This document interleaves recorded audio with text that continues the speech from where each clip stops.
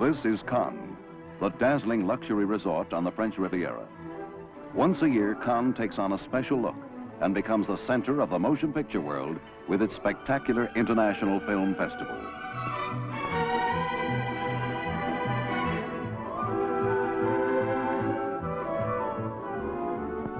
For Sean Connery, who is usually seen on the screen as the adventure-loving James Bond, this festival brings a new kind of off-screen adventure.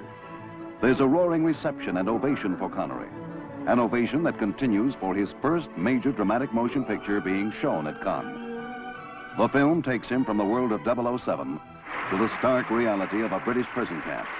The picture is called The Hill. See that hill? I noticed it as I came in. We built it special. A few tons of sand and rock and a lot of labor and sweat. Something tells me you're going to get in very well. It's hot on that hill. Hot. The road that brought The Hill and Sean Connery to acclaim at Cannes was long and arduous. It started quietly enough about a year ago at the pleasant Spanish town of Almeria on the Mediterranean. That's where producer Kenneth Hyman assembled an international cast and crew for this Metro-Goldwyn-Mayer 7 Arts presentation. In the casual, colorful world of Almeria, there wasn't much suggestion of the grueling adventure that the 800-man company would live through when they moved out to the location area. As you head toward the outskirts of Almeria, the breeze is no longer cool. The sun beats down harshly. Living things become scarce. Then you enter a brutal baked waste, abandoned and unvisited for centuries. Temperatures soared to 120 degrees. On this broiling desert, a massive 20-acre set was ingeniously raised. In this scorching setting, The Hill was brought to life. Sidney Lumet tells of the hardships. The physical hardship of the actual shooting is something that coincides with the physical hardship that's necessary in the film.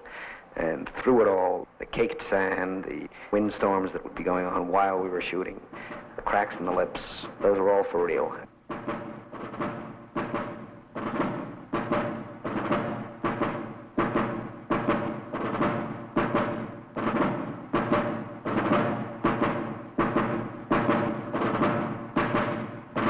Sidney Lumet was the brilliant young director of The Hill. The Hill is the story of 5 men in the British Army. They had their own messing up in the Army itself. They've either been thieves or AWOLs or broken regulations in some way. And they have been sent to a British detention camp in the Middle East.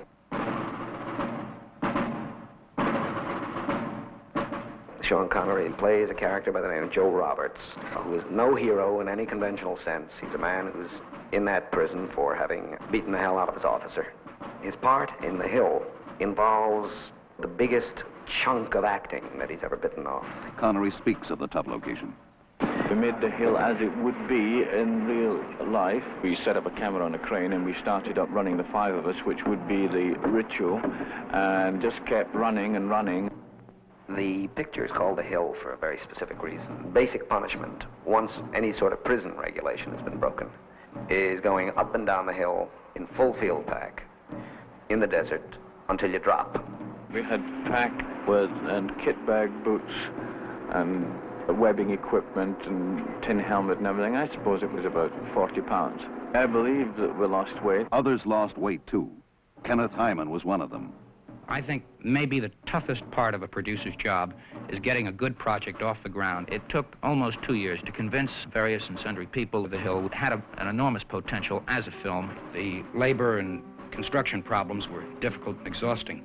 We needed tremendous heat. We needed tremendous sun. We built an oasis in the center of our compound, and we had to truck in approximately 22,000 gallons of water.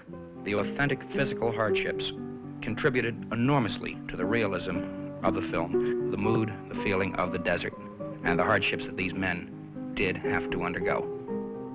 Connery's got, when he's called upon to use it, an inviolable sense of truth when he's really acting. There's a kind of sheer maleness on that screen that nobody has seen for a very, very long time.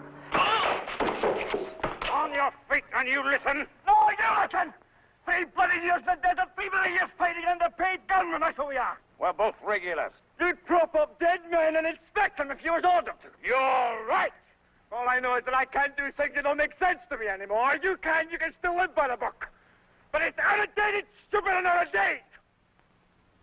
There were breaks between the tension of tough, demanding scenes. Sometimes easy talk, sometimes a letter or thoughts of home. Then back to the hill.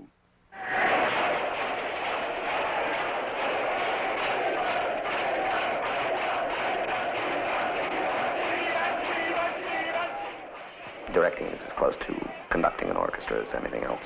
It's a question of taking 57, 100 disparate elements, various levels of creativity and craftsmanship, and unifying them into one point of view. I found that the harder the work is, the easier the communication gets. You start picking up energy and keying from each other so that a mutual excitement develops. It goes up and back. As the hill took shape on the Spanish desert, no one thought of awards or festivals. For 78 eventful days, there was only the sun and the searing winds and the story. The story of raw brutality and men with the courage to fight it. There had never been a more challenging location assignment. Inevitably, there were casualties to the heat. This was the price paid for realism. The unplanned payoff would come much later at Cannes. From the enthusiastic young production team of Kenneth Hyman and Sidney Lumet, the order of the day, every day, was, let's give it the good try. The stars did. Connery, Harry Andrews, Ossie Davis, Michael Redgrave, everyone did. There was thirst and ache and sweat, but no tears. In the hostile desert, they were getting what they had sacrificed months of comfortable living for, the real thing on film. When the ordeal of the hill was over, the cast and crew returned to homes on 3 continents. The desert returned to silence. The stockade, which had known so much life and drama, was dead. A Spanish scrap dealer bought it. No one is sure what he did with it. At Cannes, it didn't matter.